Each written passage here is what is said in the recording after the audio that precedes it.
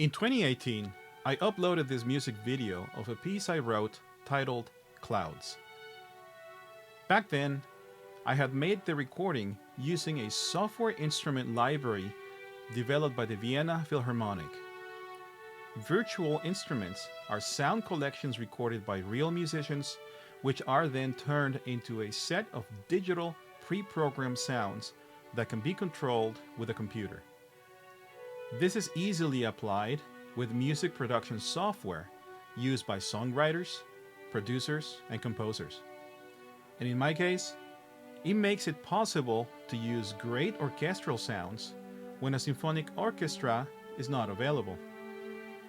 At the time, this was the best option available to me as an independent composer, and this version was painstakingly rendered to communicate the artistic intention behind this piece as faithfully as possible, despite the fact that these sounds come from a computer. However, as good as these virtual instruments are, like any virtual media, it has its limitations. In this video, I will tell you how I put these limitations to the test by making a new recording of it and playing every instrument myself as a one-man orchestra. Now, which version is better? You will be the judge. So stick around and I will take you through this detailed 4-part behind the music rockumentary. And at the end, we will put both versions to the test. This is Eka Rivera, and this is the story of a crazy 100-hour, one-man orchestra recording. Now, this idea has had a long trajectory in the making because I had already done a couple of videos where I play multiple instruments, but it never quite attempted to do a full orchestra recording. And now during the shutdowns that we're still having, the multi-take overdub trend got more and more popular. I started seeing more and more musicians that opted for recording themselves over many times on whatever instrument they do, and do covers of this or that. And there are some really amazing recordings out there from people that were able to voice the different parts of the song and adapt it into that one instrument and do several overdubs on screen of that cover and turn it into something amazing. Now, in conclusion, I realized that, well, I got the time now, I got the instruments, and I know how to play them, and I got good friends who can help me, and since I can't get other musicians to play with me now, it looks like it's time to try something new. This way, I will still be isolated, but I will be trying something creative. Now, let me talk about the recording technique. I have tried this before with other pieces, and it had terrible results. I forget what piece I attempted to do, but yes, I overdubbed the violin many different times. I forget how many times, but it must have been about 6 or 8. I listened to it, and it just didn't sound convincing. It didn't sound like a cohesive ensemble. It sounded like 6 or 8 separate players doing their own thing, even though they were playing the same melody. I could not understand why.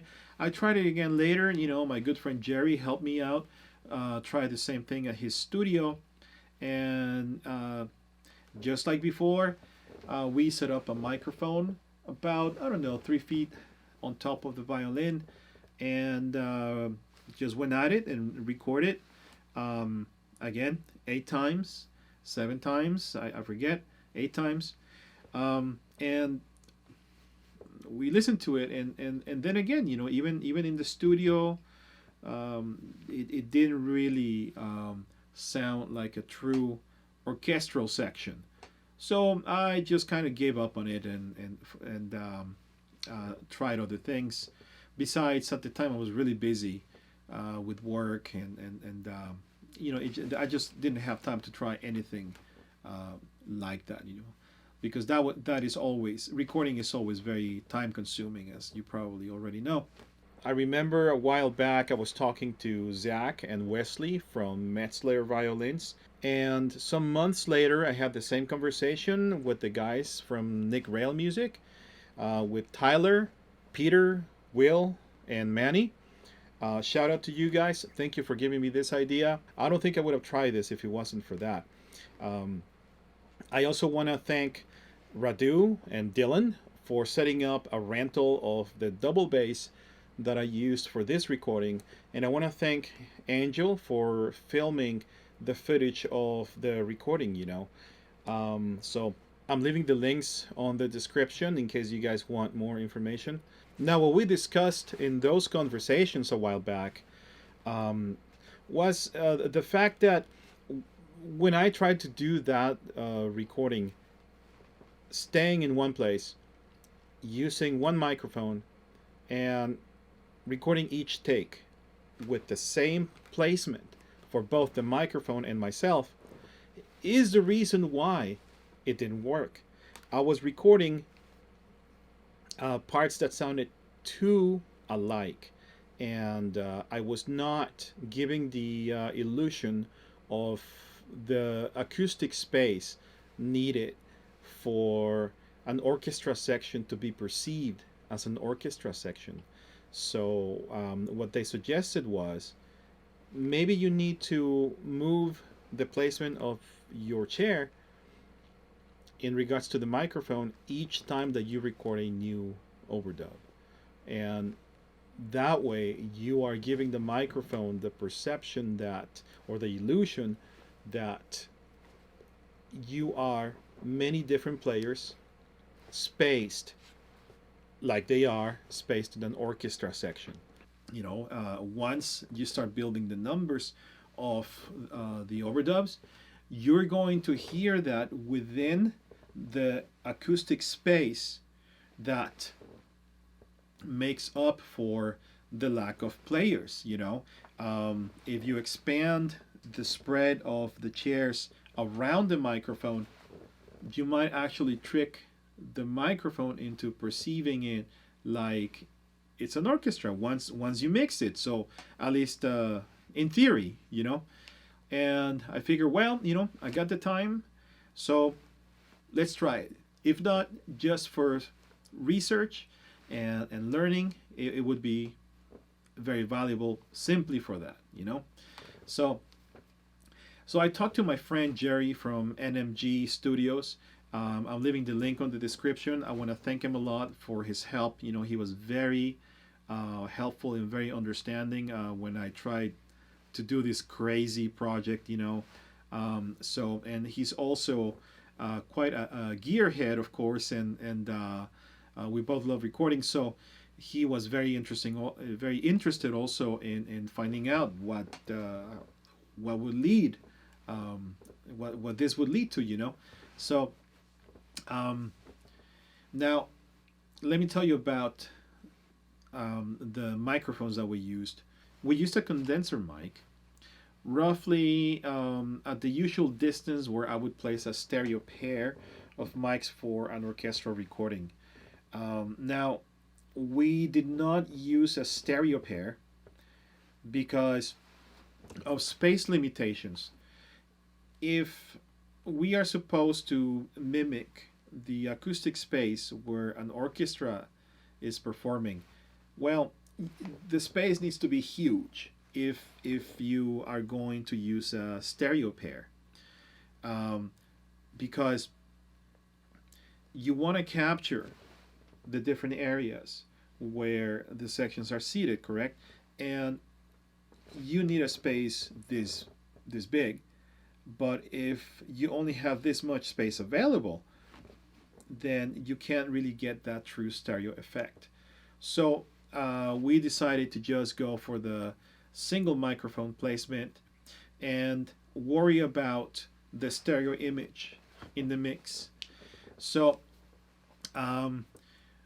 I decided to keep it a medium-sized orchestra because I still wanted it to sound intimate, and I wanted it to have still a lot of detail while still keeping some lushness of having enough violins to give you a full tone, you know. So it's more somewhere between a chamber orchestra and a small orchestra. So I ended up recording 8 first violins, 8 second violins, 6 violas, 6 cellos, and 3 basses. Um, now here's where the rubber meets the road, as they say. I have sped up the footage in this video example to spare you the agony of sitting there for hours and hours. Um, it took about an entire week of work to record all the parts, since there had to be corrections of mistakes that I made, sometimes because of exhaustion.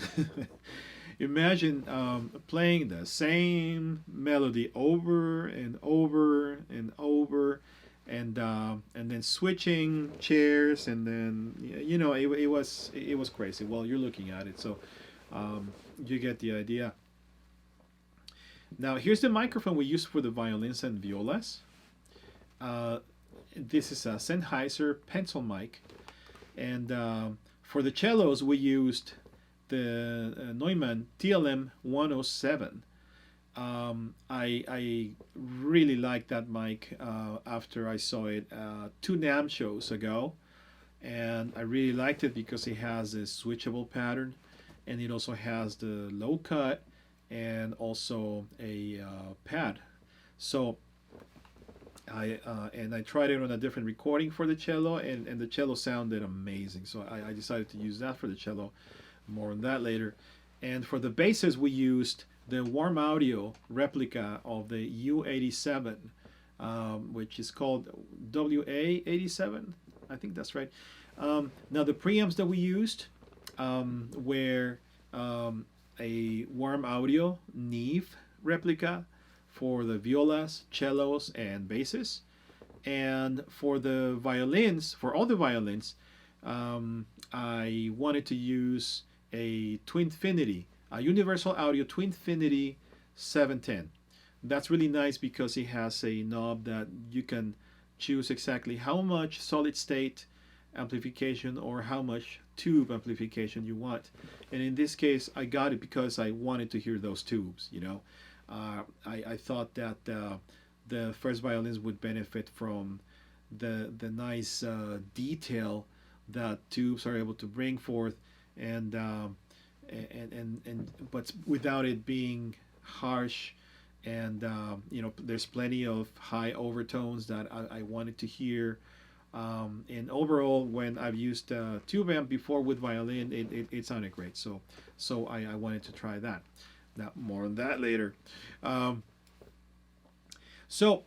Finally, after recording the all the instruments and feeling exhausted and somewhat apprehensive and discouraged about the whole project, after I was done with the basses, I was just ready to throw the towel and just say, look, maybe this is pointless, after so long.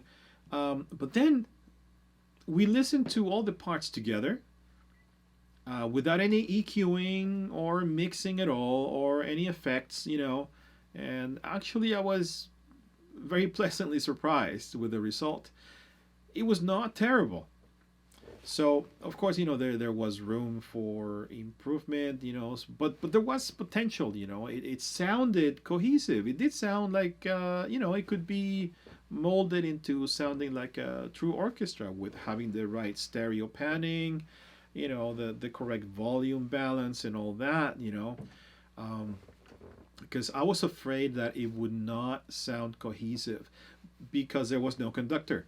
And one of the main jobs of a conductor is cohesiveness within the ensemble and volume balance, and then making sure that the style and the feel of the piece is really brought forth clearly, you know. And also, you know, if they're good conductors, they do a good job at inspiring the musicians into really coming up with a very interesting performance, you know. So, you know, I knew that later, if I just did the editing, you know, removing unwanted noises such as stands clicking when I turn the pages, chair noises, bow, you know, clicking around. So after you get rid of all the noise, you know, maybe use a few noise gates, EQs, maybe some volume automation and other sound processors. Then, you know, maybe this could after all work. You know, after some work. So after coming back the next day for another listen with my mind and ears fresh, um, you know, I thought that I could probably do something with it in the mixing stage, and so I took the stems to my studio to start the mixing process.